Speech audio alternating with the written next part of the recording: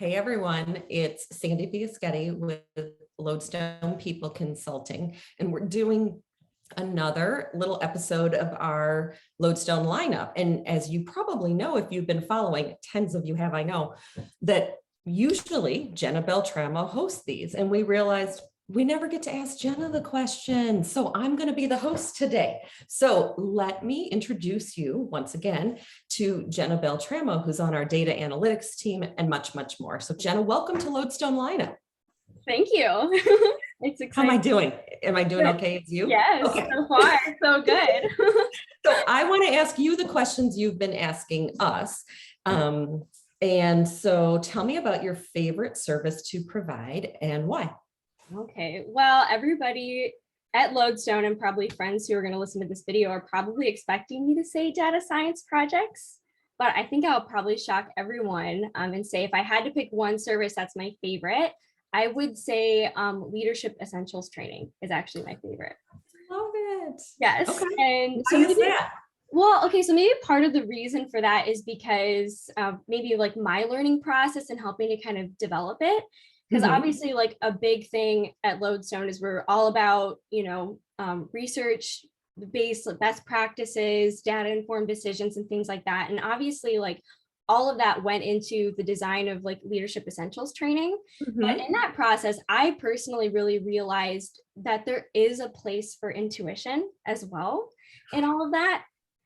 Yeah. Okay. So for me personally, because obviously like very heavy research focus and data focus, but then also too, like how you develop good intuition as a leader is through these kinds of opportunities to practice and learn new skills. So it was really encouraging, I guess, to see the reaction to that, because for people stepping into a leadership role, it was really valuable for them to kind of work on building intuition that's based on, evidence-based best practices, developing those important skills as a leader, but also experienced leaders who already had that wonderful intuition, who got to further expand it and build it out and learn new things. So that's my favorite. Yeah.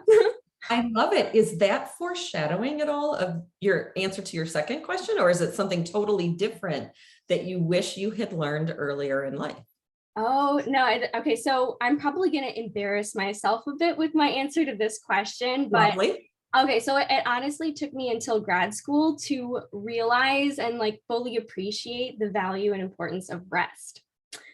So I remember like back to my undergraduate days, like double majoring, doing 2 honors thesis projects, working part-time, working in labs and things like that. And when I got to grad school, it was kind of like an interesting shift because I was suddenly very focused and specializing in IO psychology and all of that. And I wasn't kind of all over the place doing crazy things, pulling crazy hours, crazy days.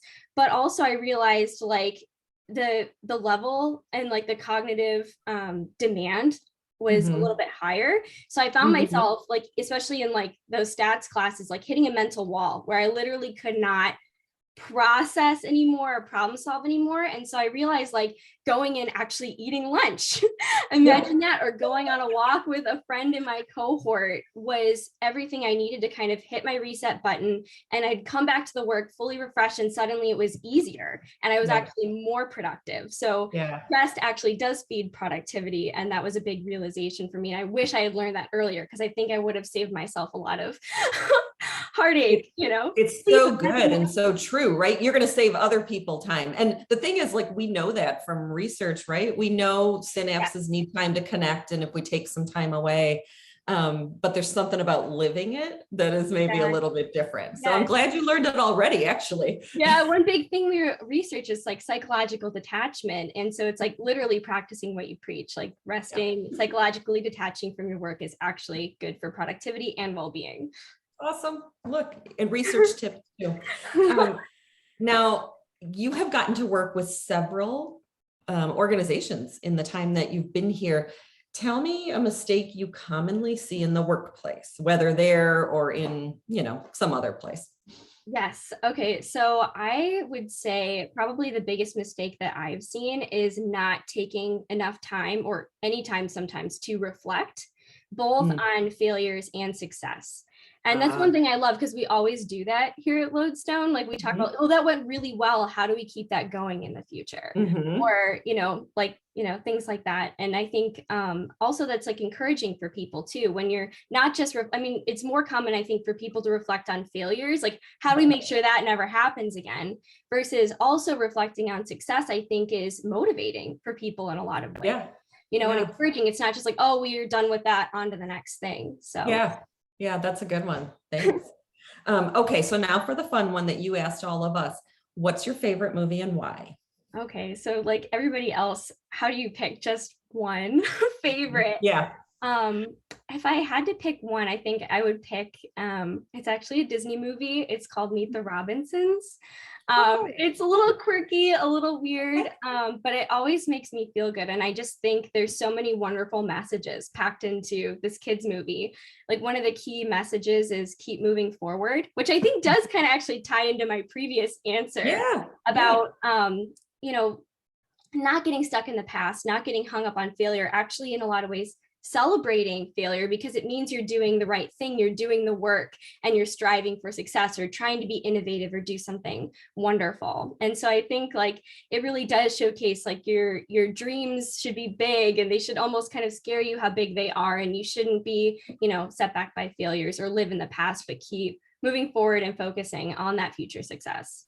Oh my gosh, I love it. So many nuggets packed into a few minutes. And I'm so glad we got the chance to do this now, because everyone, Jenna's going to take a little bit of a rest. Well, it won't be a rest. It'll be a rest from Lodestone, but a couple months sabbatical coming up to do some important work on her PhD.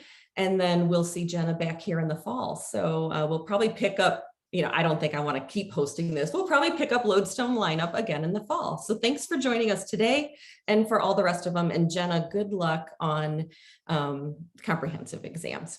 Thank you.